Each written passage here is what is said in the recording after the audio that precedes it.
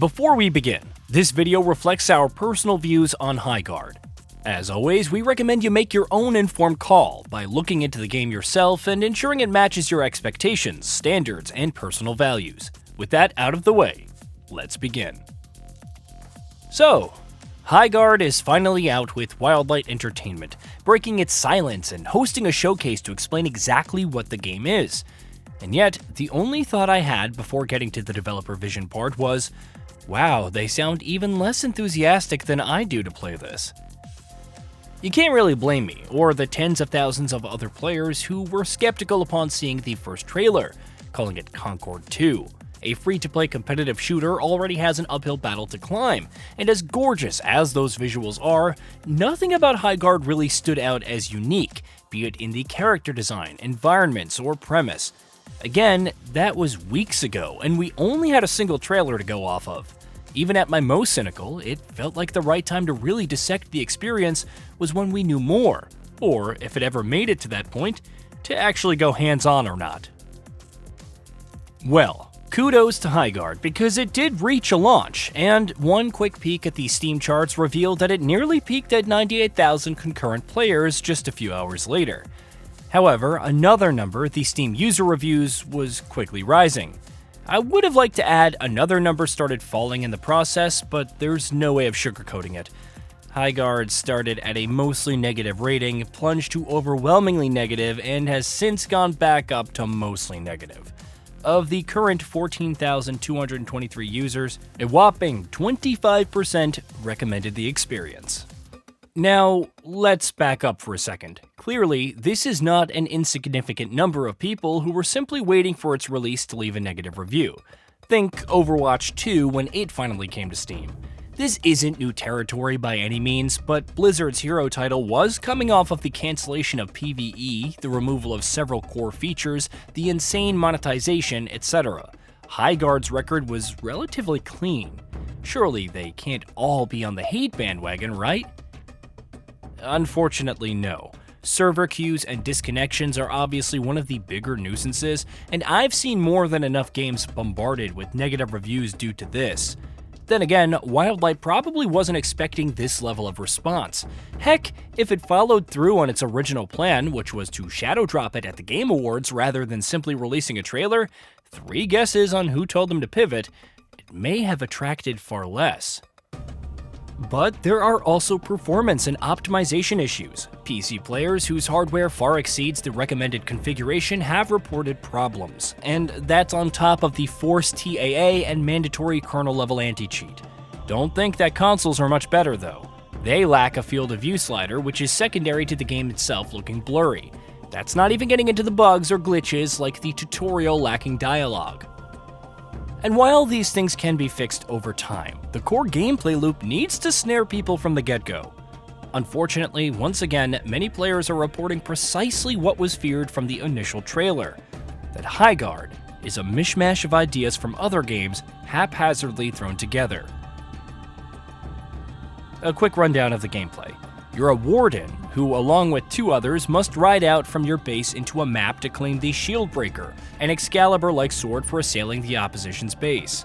It takes some time to form, though, so do what King Arthur did, allegedly. Farm some sick loot. Open containers for better guns, gears, amulets, even saddles to improve your character's combat capabilities, which are unique because, of course, this is also a hero shooter. You can also just mine or to obtain Vesper and buy stuff. Once you've claimed the Shieldbreaker, probably by fighting off the other team, you assault their base, summoning a siege tower to act as a respawn point while your team wrecks their generators, or directly targets their anchor stone to skip due process. Between the guns and magic, there are also raid tools for knocking down walls, but never fear, defenders, you have limited supplies for building them right back up. And if you somehow miraculously succeed in repelling attackers, well, the process tortuously repeats until a team finally wins. As thrown together and derivative as this sounds, borrowing elements from Valorant, Battle Royale titles, and whatnot, Highguard could have been a chaotically fun experience. Maybe something akin to Tribes, which has been so tragically mishandled throughout the series' history that it's genuinely fascinating. For all of the unoriginality on display, at least the maps are pretty sizable, and the option to select a base type from 4 starting options is intriguing. But then you load into a match and realize that it's only 3v3. Yes, these large maps only support 6 players, that too across only 2 teams. The results are about what you'd expect. Lots of running around with sporadic fights and significant downtime. While some players are positive on the feel of the guns, as is to be expected from former Respawn developers, the overwhelming sentiment seems to be that Highguard is just boring.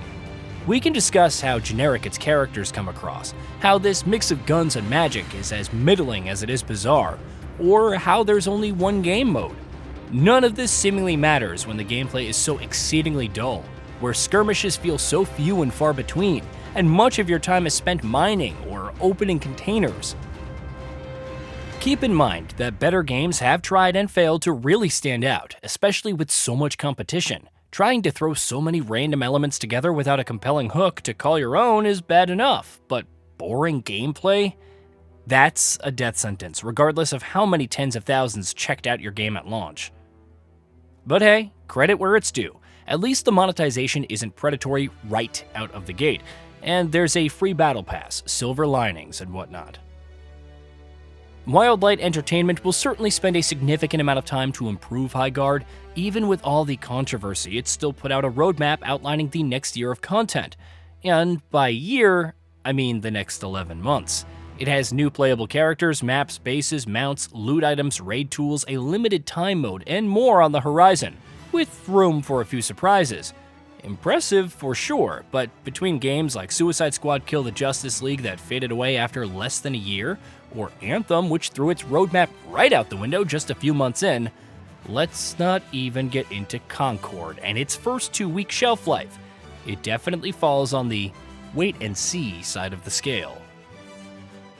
It's a shame, in some respects, that veterans who brought us beloved experiences like Titanfall 1 and 2, Star Wars Jedi Fallen Order, and so on should see the past 4 years of development, yes, 4 years, ending like this.